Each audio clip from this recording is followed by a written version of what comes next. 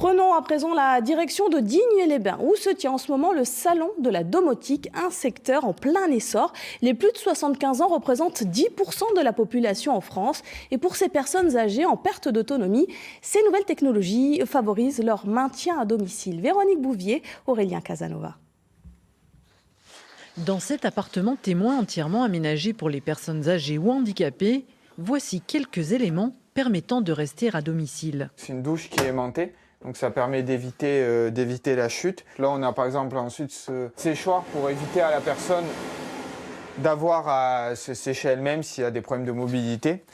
Puis là, on a par exemple des toilettes qui peuvent remonter et descendre pour aider la personne à se relever. Des dispositifs mis en avant dans ce salon très concrets. Sur ce stand par exemple, une ergothérapeute montre comment aider une personne à se mouvoir sans se faire mal. Souvent, en fait, quand on perd en autonomie, on a vraiment des difficultés à savoir toutes les étapes, de reprendre en fait une vie quotidienne.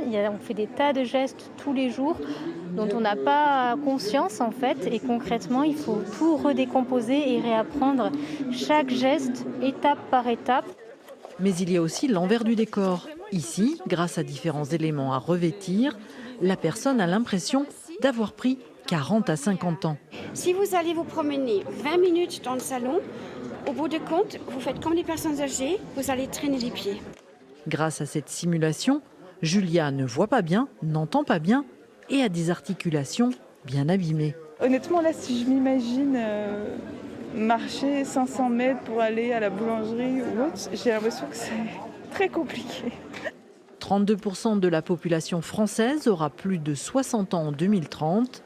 Autant dire que ces problématiques sont un véritable enjeu pour demain.